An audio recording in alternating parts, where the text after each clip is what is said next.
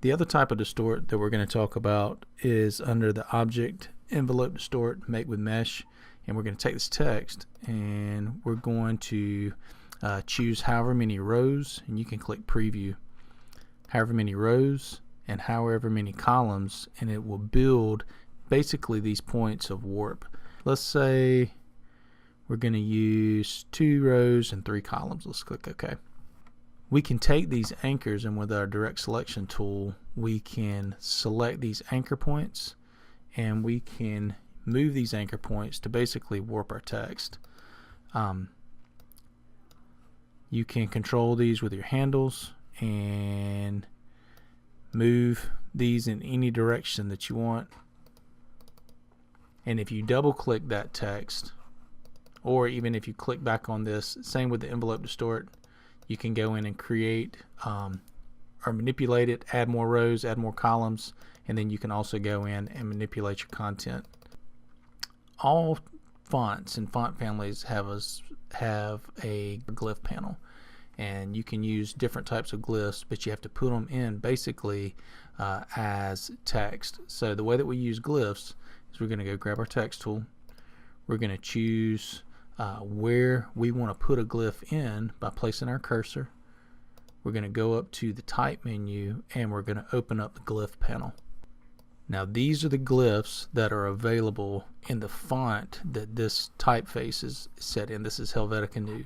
So these are all of the glyphs, and in order to add a glyph, all I have to do is double click or find whichever one I want to use, double click on that glyph, and it will put this in, and it will basically be edited or editable the same way that you edit any other font. You can highlight it, you can change its font size, you can rotate it, you can change its kerning or its tracking or anything like that, and that's basically how you work with that. And then when you're finished, and if you wanted to convert this over into a logo or whatnot and wanted to be able to edit it further, you can convert that over to an object, and this is basically a vector that you can manipulate with its anchor points. Alright, this next section, in my opinion, is probably one of the more important sections, especially if you're going to go into any type of publication design, editorial design, where you're going to be working with a lot of content across a lot of pages. There's a few ways that we can do this. You can make a paragraph style from scratch just by going over to your paragraph styles panel and creating a new style by clicking on the new create new style dialog button right here, and then you can give it a name. You can go through all of these menu items and you can apply styles to them. Now the easiest way that I feel to create paragraph styles is to actually go in and style some of the text and then use that style that you've applied to create styles from. So that's how I'm going to do it. I'm going to triple click into this, select this entire line, and I'm just going to give it a style just quickly. Triple click in this one. I'm going to turn down its size and change its color also. I'm also going to add some space below this. Triple click in here. Actually, let's just change the whole font. Let's say Rockwell Italic. Turn it down. Add maybe a little bit of space, and then this last one we're going to go in. We'll turn it down 1. Make it Helvetica. I'm also going to add a little bit of leading. So option and my down arrows, and also I'm going to add a little bit of space after the paragraph. Okay, now what I want to do now is take this styling and I want to create paragraph styles that I can apply to the rest of this. So I'm just going to triple click back in here. I'm going to go over to my paragraph styles panel, click create new style, and I'm going to double click on the paragraph style name. I'm just going to name it whatever it is, the style that I'm applying this to. Let's say course number. I'm going to triple click in this one, create another new one.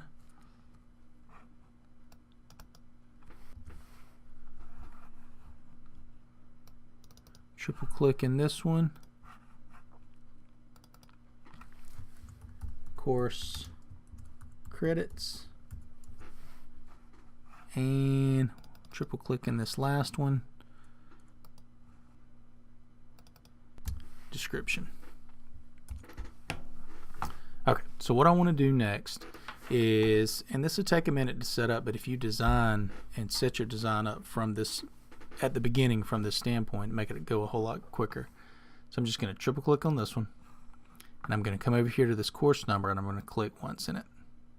That's going to apply that style to this text.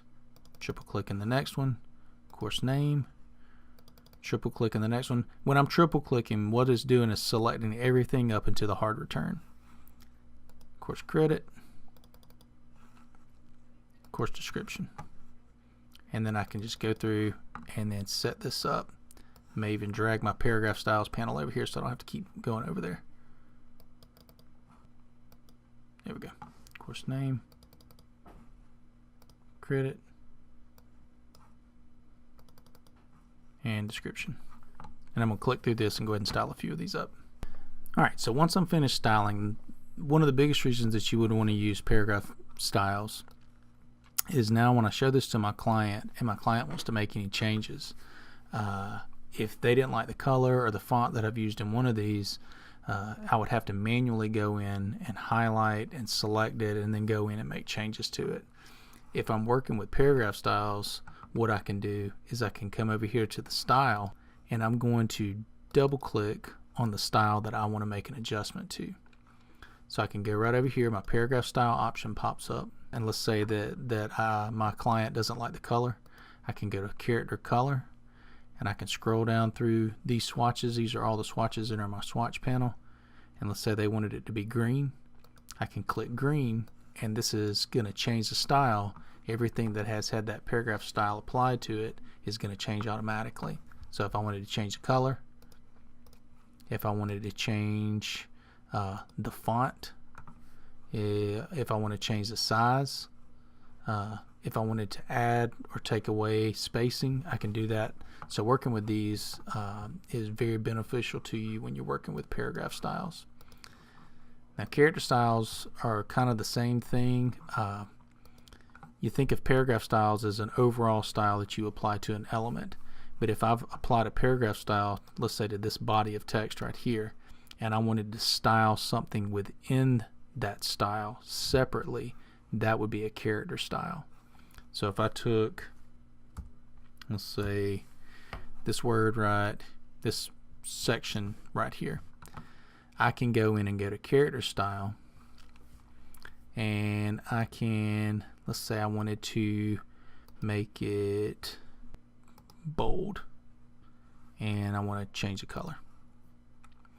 I can save that as a character style. And now all I have to do is go in, highlight a certain area, whatever it may be, and I can click over here and I can apply that character style. It applies that style to the text that's within a paragraph style. Highlight a few of them.